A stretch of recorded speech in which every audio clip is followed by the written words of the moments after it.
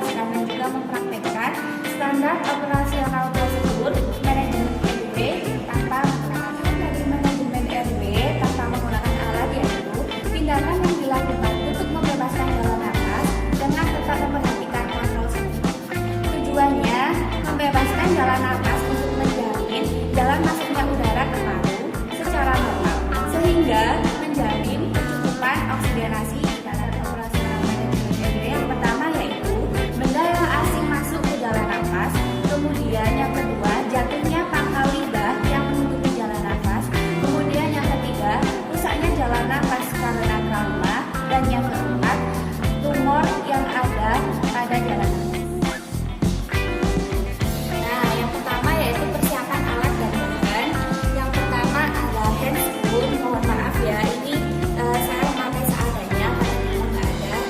Kemudian jangan lupa masker. Kemudian jangan lupa kasa, tapi ini tisu, namanya kasa aja. Pakai kacamata safety, anggap aja ini kacamata safety ya.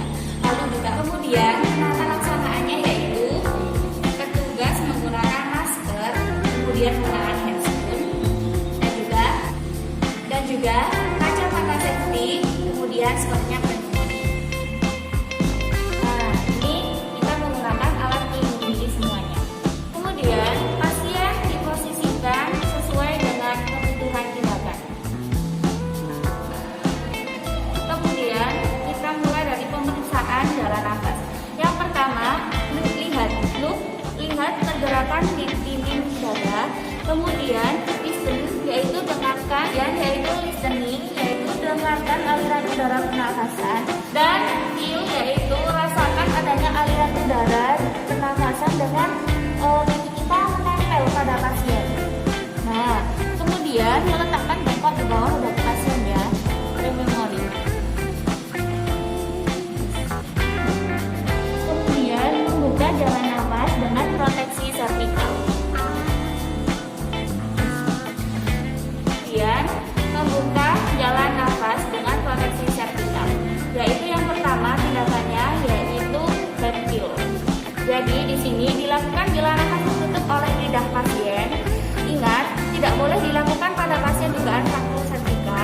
Kemudian letakkan satu telapak tangan di dahi pasien dan tekan ke bawah sehingga kepala menjadi tengadah dan menyangga leher tegak dan lidah pun terangkat ke depan.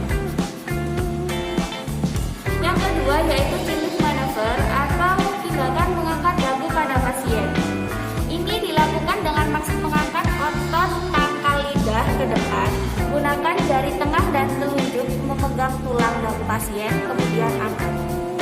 Ini head heel dan juga chinlift. Kemudian yang ketiga yaitu jaw thrust. Nah, di sini jaw thrust sendiri yaitu tindakan mengangkat sudut rahang bawah.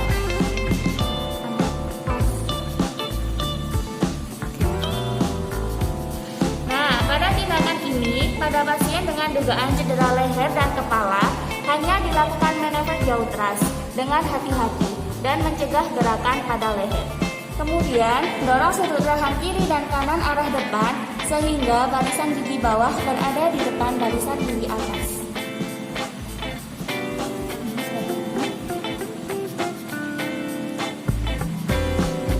Kemudian yaitu tindakan membersihkan jalan nafas menggunakan jari atau finger sweep. Nah, tindakan ini dilakukan bila jalan nafas tersumbat karena adanya benda asing pada rongga bagian mulut belakang atau hipofaring seperti gumpalan darah, muntahan, benda asing lainnya sehingga hembusan nafas hilang. Kemudian, miringkan kepala pasien kecuali pada dugaan fraktur tulang leher. Kemudian, buka mulut dengan jaw thrust. Kemudian, buka mulut dengan jaw thrust, tekan dagu ke bawah bila otot rahang lemas atau manever emaresi. Gunakan dua jari, yaitu dua jari telunjuk dan jari tengah yang bersih atau dibungkus dengan menggunakan kasa. Tapi ini saya menggunakan tisu seadanya ya. Maaf. Ini kita balut. Kemudian setelah itu untuk membersihkan rongga mulut dan menyapu. Nah, ini kita ambil. Ini dari dalam keadaan jaw thrust. Dapat digunakan menggunakan teknik manual thrust mengatasi sumbatan nafas. Nah, tindakan selanjutnya yaitu abdominal thrust, yaitu di sini untuk penderita sadar dengan sumbatan jalan nafas parsial boleh digunakan tindakan abdominal thrust. Bantu atau tahan penderita tahap berdiri atau condong ke depan, kemudian dengan merangkul dari belakang. Seperti ini, kita rangkul dari belakang. Lalu lakukan hentakan mendadak dan keras pada titik silang garis antar belikat dan garis punggung tulang belakang.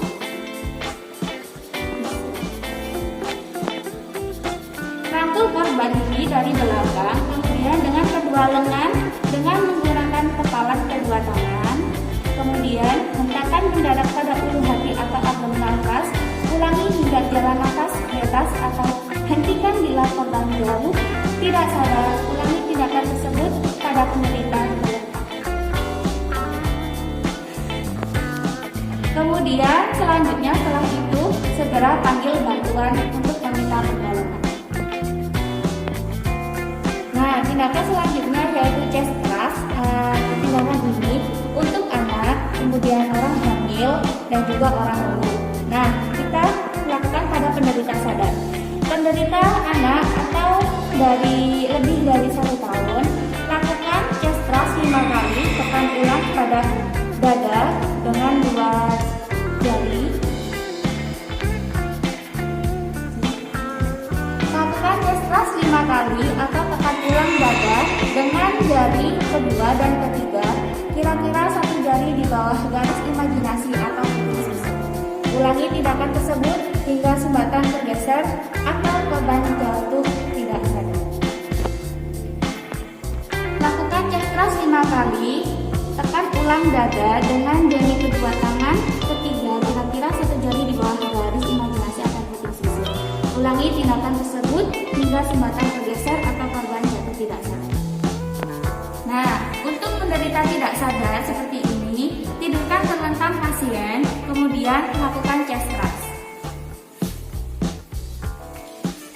Nah, kita lakukan chest thrust-nya di sini, di bawah. Nah, lalu lakukan chest thrust 5 kali. Ini seperti ini, lalu kita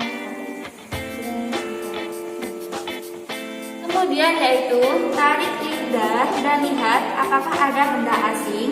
Kemudian berikan nafas buatan. Bila jalan tersumbat di bagian bawah, lanjutkan dengan trikotomi jarum. Jadi kita